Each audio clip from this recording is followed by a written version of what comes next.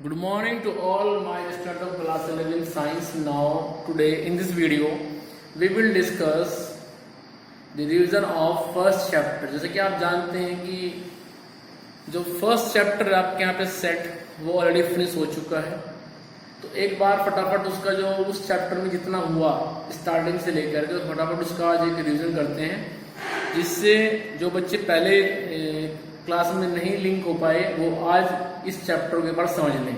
ठीक है, चैप्टर का नेम है सेट। ठीक है, so first question which comes arise in your mind that what is set, what is the definition of set, how we can write a set.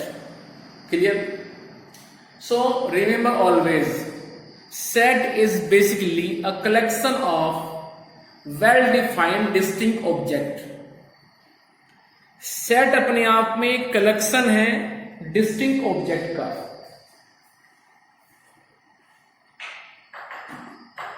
और ऐसे object जो अपने आप में वेल डिफाइंड हो।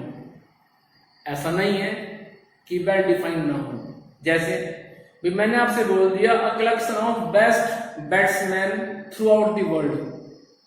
अब मैंने यहां पे क्राइटेरिया नहीं दिया, मैंने तो बोल दिया कि कलेक्शन कीजिए आप बेस्ट बैट्समैन का थ्रू आउट दी वर्ल्ड, लेकिन यहाँ पे कंफ्यूजन आ गया है क्योंकि जो बैट्समैन है अब वो 3 क्राइटेरिया में फिट हो गए हैं, T20 क्रिकेट और T20 और टेस्ट मैच, वनडे मैच।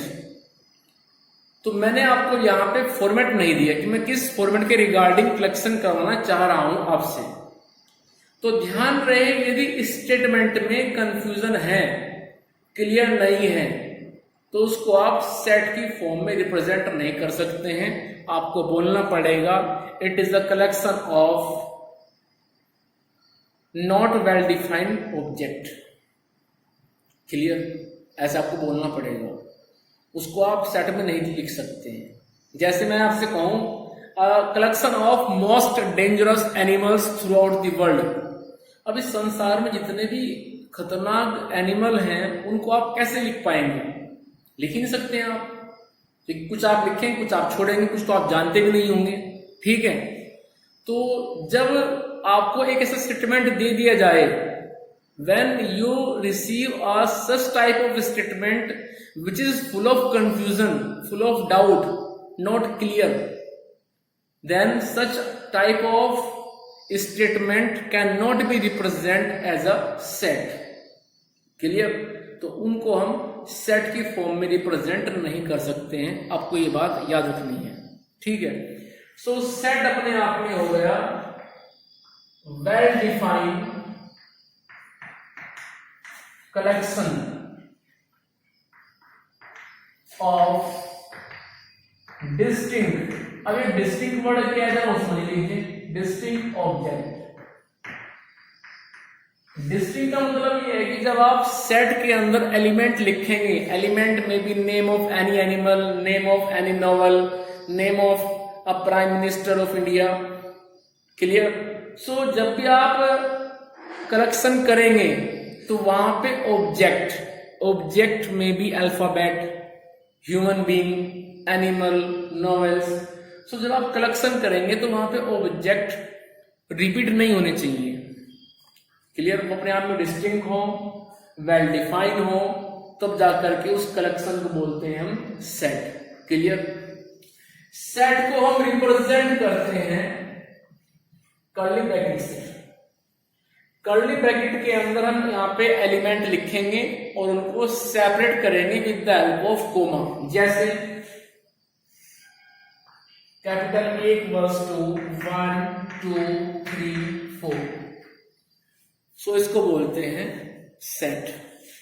ठीक है, कैपिटल वर्ड ही यूज करते हैं, capital A, capital B, capital C equals to curly bracket, और कर्ली ब्रैकेट के अंदर नेम, अल्फाबेट, डिजिट जो भी आप लिखेंगे उसको करना पड़ता है separate with the help of comma. Distinct आएंगे अपने आप में। ठीक है, चलिए इसके बाद में सेट को लिखने के तरीके, methods to write a set. Basically we have 2 methods. One of them is roster form and second is set builder form.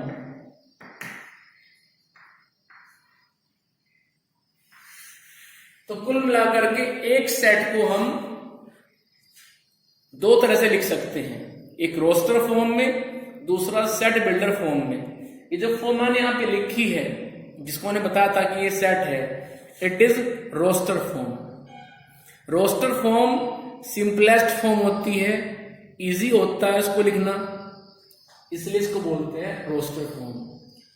Set builder form में क्या होगा, जैसे कि नाम से पता चल रहा है बिल्डर, यहां पे आपको एक रूल दिया जाएगा, जिस रूल को आप स्टडी करेंगे, स्टडी करने के बाद आप उसको लिख सकते हैं। ठीक है, तो सेट बिल्डर फॉर्म के अंदर आपको एक रूल दिया जाएगा, जिस रूल को फॉलो करते हुए, समझते हुए आप सेट को बिल्डअप करेंगे। जैसे मैं एग्जांपल लेता हूं अभी, आइए।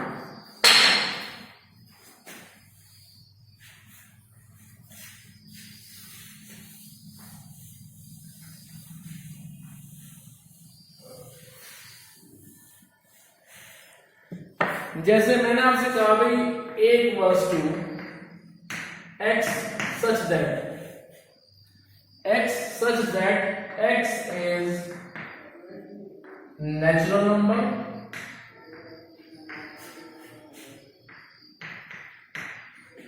साथ ही साथ मैंने आपको बोल दिया कि भाई x जो है वो जीरो से बड़ा है लेकिन 10 से कम है।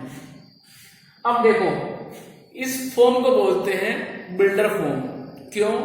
क्योंकि यहां पे एक एलिमेंट x आएगा सच दैट इस तरह से आएगा कि वो अपने आप में ये दो रूल, कौन कौन सा, एक तो नेचुरल नंबर होना चाहिए, it is first rule which you have to follow, and second rule is between 0 and 10। सुनना है कुछ? हो सकता है कि बिल्डर फॉर्म में दो से ज्यादा भी आपको मिल जाए रूल, ये डिपेंड करेगा क्वेश्चन पे। तो बिल्डर फॉर्म बेसिकली एक ऐसी फॉर्म होती है जो अपने अंदर कुछ सर्टेन रूल को फॉलो करते हुए चलती है। उन रूल को आप समझेंगे और कन्वर्ट करेंगे फिर आप उनको सेट की इजी फॉर्म में, जिसको बोलते हैं हम रोस्टर फॉर्म। एक बात और, इस चैप्टर में रोस्टर फॉर्म से बिल्डर फॉर्म, बिल्डर फॉर्म से रोस्टर फॉर्म में कन्वर्जन चलता रहेगा। Conversion between these two, roster to builder, builder to roster चलता रहेगा, उससे आप कंफ्यूज ना हो। आपको सिर्फ ये देखना है क्या रूल दिया गया है, कैसे उसको हम करेंगे। ठीक है, तो आइए जरा। तो x ने बोला कि वो एक नेचुरल नंबर है और कैसा है कि 0 से 10 के बीच में है। 0 नहीं है, 10 नहीं है, 0 से बड़ा है, 10 से कम है। इट मीन्स हम लिख सकते हैं 1 2 3 4 5 6 7 8 9।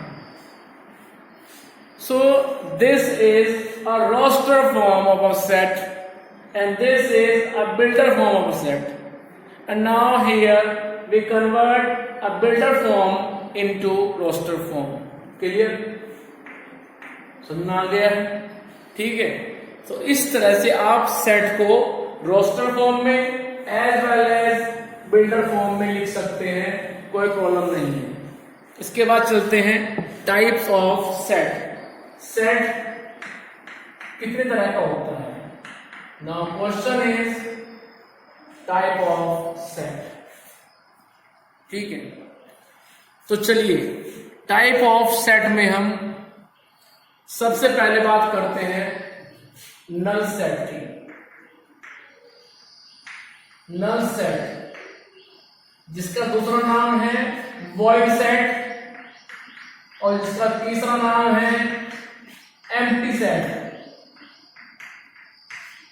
ठीक है, null set, void set, empty set, तीनों एक ही होते हैं। Second is finite set, third is infinite set, fourth is equal set. ठीक, fifth is singleton set, 6th is subset, 7th is power set. So these are types of set which we will discuss in this video. And now first topic is null set, void set, empty set. नाम 3 है but बात एक ही है. Null set is a set in which we have a no element. Class खाली है, कोई बच्चा नहीं है, means null. Clear? Empty. तो जब सेट के अंदर कोई भी एलिमेंट नहीं होता है उसको बोलते हैं बेसिकली हम null set means empty set. Class खाली है, क्लास में कोई बच्चा नहीं है, वो empty है. नल सेट को हम रिप्रेजेंट करते हैं 5 से, ठीक है, या फिर इसको हम ऐसे भी लिख देते हैं कि कर्ली ब्रैकेट बनाया और उसमें कोई भी एलिमेंट नहीं लिखते हैं. कर्ली ब्रैकेट के अंदर कोई भी एलिमेंट नहीं लिखते हैं, ठीक है. तो ध्यान रहे, एक ऐसा सेट जो अपने आप में खाली होता है, उसमें कोई भी एलिमेंट नहीं होता है, उसको बोलते हैं हम नल सेट, ठीक है. चलिए डिस्कस करते हैं second, finite set. Finite set अपने आप में वो सेट होता है जिसके अंदर नंबर ऑफ एलिमेंट होंगे फाइनाइट. फाइनाइट और इनफाइनाइट दो वर्ड होते हैं, इनको समझिए आप. Basically those element, those object are finite which are countable. जिनको आप काउंट कर सकते हैं उनको बोलते हैं फाइनाइट ऑब्जेक्ट, बट जिनको आप काउंट नहीं कर पाएंगे उनको बोलते हैं infinite object, like a star in the sky. Clear? So finite means countable object and infinite means uncountable object. तो एक ऐसा सेट जिसके अंदर नंबर ऑफ एलिमेंट फाइनाइट हो, भले ही उनको आप ना लिख सकें लेकिन आप जानते हैं कि इसके अंदर इतने एलिमेंट हैं. जैसे आइए मैं लिखता हूं सेट A इक्वल्स टू 1 2 3 4. तो मुझे पता है कि भाई यहाँ पे केवल 4 एलिमेंट है, 1 से लेके 4 तक के नेचुरल नंबर है. So this is finite. मैं लिखता हूं कि set A equals to 1 2 dash dash dash and so on 100. तो ये भी अपने आप में फाइनाइट है क्योंकि मैंने इसकी लोअर लिमिट 1, अपर लिमिट 100 को फिक्स कर दिया और मैं जानता हूं कि यहाँ पे 100 नेचुरल नंबर आएंगे. लेकिन यहां पे क्या होगा, infinite set are those set in which we have a lower limit, not a upper limit. Infinite set में हमें ये तो पता रहता है कि हम स्टार्टिंग कहां से कर रहे हैं, बट जाना कहां तक है, अपर वैल्यू क्या है, कहां तक मूव करेंगे, वो नहीं पता होता है. जैसे आइए we can write a set A equals to 1 2 3 4 and so on. So here we have a lower limit means 1 जहां से स्टार्ट हुआ है, but upper value it doesn't have. So such type of set in which we have a infinite element is said to be infinite set. Now next is equal set. Equal set are those set in which quantity of object plus quality of object never change. ऐसे set जिनमें quality and quantity दोनों maintain होती है, दोनों equal रहती है, उनको बोलते हैं हम इक्वल सेट. जैसे आपने मान लीजिए मेरे पास एक सेट A है 20 14 15 17. फिर मैंने बनाया एक सेट और 17 15 14 20. अब ध्यान से देखिए, सेट A और सेट B दोनों में एलिमेंट की क्वांटिटी है 4 और जो उनकी वैल्यू है वही दूसरे में है. जैसे A में 20 है तो B में 20 है, यहां 14 है, 14 इधर भी है, 15 A में है तो B में भी है, 17 A में है तो B में भी है. तो कुल मिलाकर के वो सेट जिनके अंदर क्वालिटी प्लस क्वांटिटी दोनों की दोनों अपने आप में इक्वल होती है, उन सेट को बोलते हैं इक्वल सेट. ठीक है. So here on the screen you can see set A and set B are equal set. Clear. चलिए मूव करते हैं singleton set. Singleton set are those set in which we have a single element like this.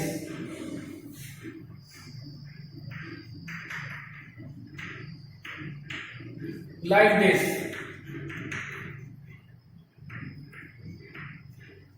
तो इस तरह के set जिनके अंदर केवल एक सिंगल एलिमेंट होता है, जैसे क्लास में केवल एक स्टूडेंट है, तो उसको बोलते हैं हम singleton set. A set is said to be singleton set whenever we have a single element in that set. चलिए अब मूव करते हैं सबसेट और पावर सेट पर.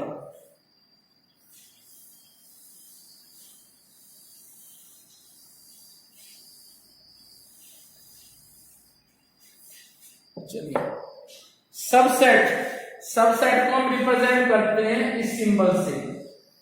पावर सेट को रिप्रेजेंट करते हैं हम पी ए से. सेट यदि आप ए लेके चल रहे हैं तो पी ए बनेगा, सेट बी लेके चल रहे हो तो पी बी बनेगा. पी का मतलब पावर से है, ए का मतलब सेट के नेम से है. अब मान लीजिए मैंने आपसे कहा कि भाई एक सेट ए है 1 2 3 4 5 6 और आप बनाइए इस सेट के सबसेट. तो सबसेट कैसे बनते हैं वो सुन लीजिए. सबसेट का अपने आप में एक सिंपल कंसेप्ट है कि आप इस सेट के कुछ एलिमेंट या फिर सारे एलिमेंट लेकर के सेट बना सकते हो. जैसे आपने कहा कि सर हमने एक सेट बी बनाया जिसमें हमने केवल 2 4 लिया. एक सेट सी बनाया जिसके अंदर हमने 1 4 5 6 लिया.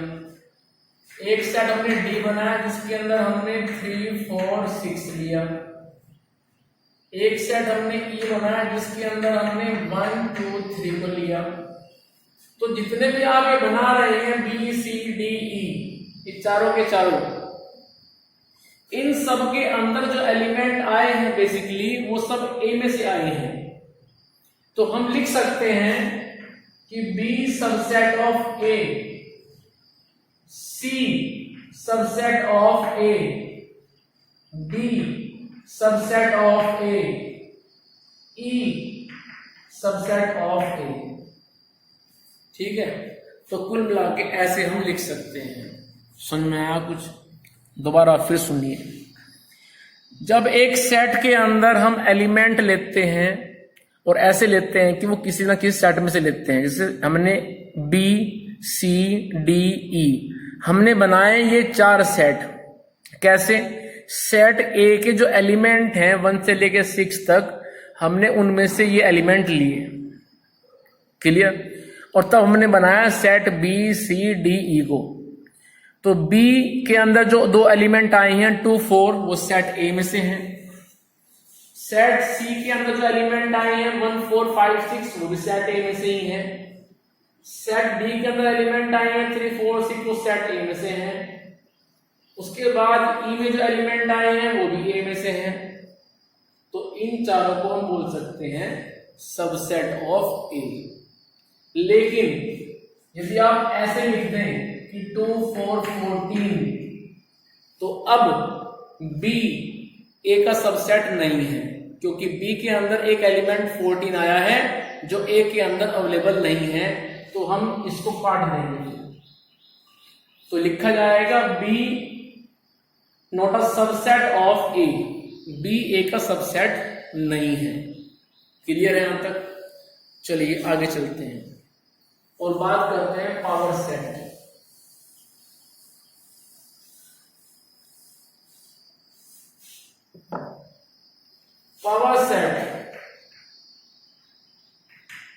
Power set is a set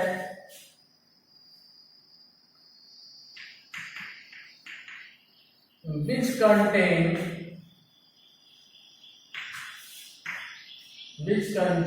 all subset. Power set ये कहता है कि भाई आपके पास में जो सेट दिया गया है उस सेट के बनाइए आप सबसेट, और उन सभी सबसेट को आप एक सेट के अंदर लिख दीजिए. ठीक है, दोबारा फिर सुने। पावर सेट का कहना यह है कि आप एक सेट बनाइए और ऐसे बनाइए कि उसके अंदर आप सारे के सारे सबसेट को लिख दो। Means collection of subset is set to be power set. Clear? दोबारा फिर सुने। Power set is basically a collection of all subset. ठीक है, पावर सेट अपने आप में कलेक्शन है सभी सबसेट का। ये बात आप याद रखें। ठीक है, जैसे मान लीजिए मेरे पास में एक सेट ए है और सेट ए में एलिमेंट है 2 4 6 8। अब यहां पे एलिमेंट कितने हुए? 4। तो 4 एलिमेंट के टोटल जो बनेंगे सबसेट वो बनेंगे टू दी पावर 4 मीन्स 16। ये फॉर्मूला होता है। जितने भी एलिमेंट हैं उनको आप टू दी पावर में लिख दीजिए तो आ जाएंगे टोटल नंबर ऑफ सबसेट। मान लीजिए एक सेट ए है या फिर बी ले लीजिए और उसके अंदर जो नंबर ऑफ एलिमेंट हैं वो 1 2 3 है। आपसे कोई पूछे find the number of subset from this set, तो वो हो जाएंगे टू दी पावर 3 मीन्स 8। ठीक है, तो इसके बनाइए आप पावर सेट। तो पावर सेट बनेगा पीबी क्योंकि सेट हमारे पास बी है। तो पावर सेट के अंदर आप लिख दीजिए सभी सबसेट। मैं पहले 1 को ले रहा हूं, फिर 2 को ले रहा हूं। मीन्स पहले आएंगे सिंगल सिंगल, फिर आएंगे डबल डबल 1 2 1 3 2 3, फिर आएंगे 1 2 3 और लास्ट में लिखेंगे हम 5। 5 क्यों? ध्यान रहे 5 is the subset of all set. 5 is the subset of all set. Clear? तो 5 लास्ट में हमें हमेशा इंक्लूड करना पड़ता है, उसको लेके चलेंगे। तो ऐसे लिखते हैं पावर सेट। चलिए, उसके बाद आए थे कुछ ऑपरेशन।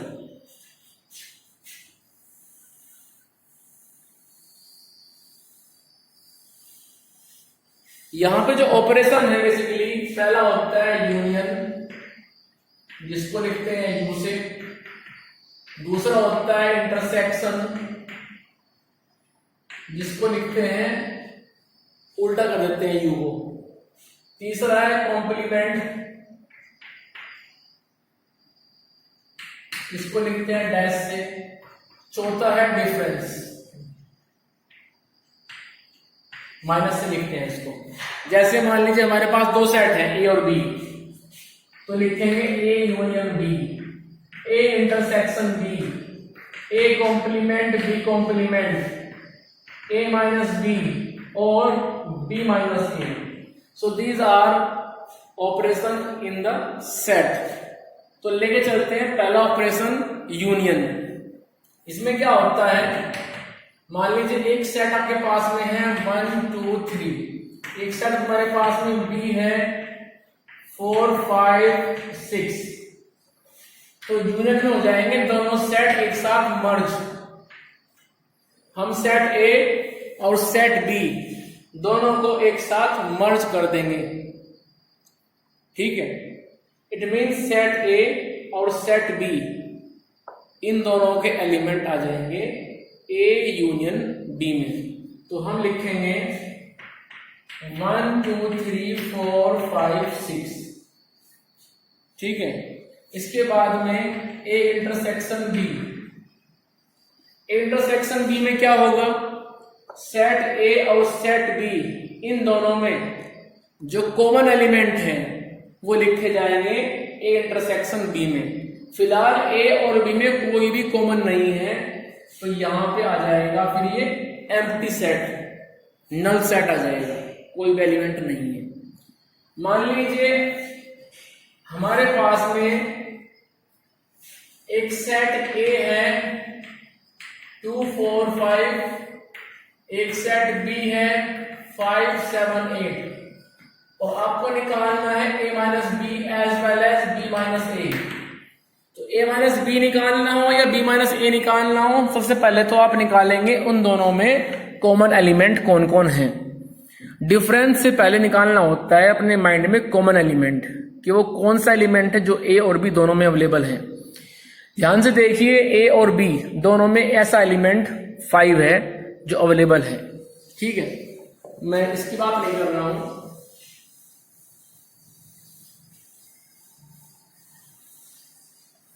तो देखिए, a मेरे पास है, b मेरे पास है। a माइनस बी निकालने के लिए हम देखेंगे सबसे पहले कॉमन एलिमेंट। अब a और b में कॉमन एलिमेंट कौन है, वो 5 है। तो इस कॉमन एलिमेंट 5 को आप a में से हटा दीजिए। तो जैसे आप a में से हटाएंगे तो बाकी जो बचेगा वो आपके पास में आ जाएगा a माइनस बी। यदि उस कॉमन एलिमेंट को आप हटाएंगे b में से तो मिलेगा फिर b माइनस ए। ये बात ध्यान रखें आप। ठीक है भाई, तो कॉमन एलिमेंट को हम हटा रहे हैं फिलहाल a में से, तो मुझे मिलेगा 2 4। जब हटाएंगे b में से तो मुझे मिलेगा फिर 7 8। ऐसे निकालते हैं डिफरेंस। क्लियर? डिफरेंस निकालने के लिए पहले आप उन दो सेट में कॉमन एलिमेंट सर्च कीजिए। वो कॉमन एलिमेंट आप फर्स्ट सेट में से रिमूव कर दीजिए। फर्स्ट सेट मींस यदि a माइनस बी निकाल रहे हैं तो फर्स्ट वहां a है, b माइनस ए निकाल रहे हैं तो फर्स्ट वहां b है। तो जब a माइनस बी निकाल रहे हैं, कॉमन एलिमेंट को आप a में से रिप्लेस कीजिए, a में से हटाइए और हटाने के बाद बाकी जो बचता है वो आपका आंसर है। जब b माइनस ए निकाल रहे हैं तो कॉमन एलिमेंट को आप b में से हटाइए, हटाने के बाद जो बचता है वो आ जाएगा b माइनस ए की वैल्यू। क्लियर? चलिए आगे। इसके बाद में बचता है कॉम्प्लीमेंट।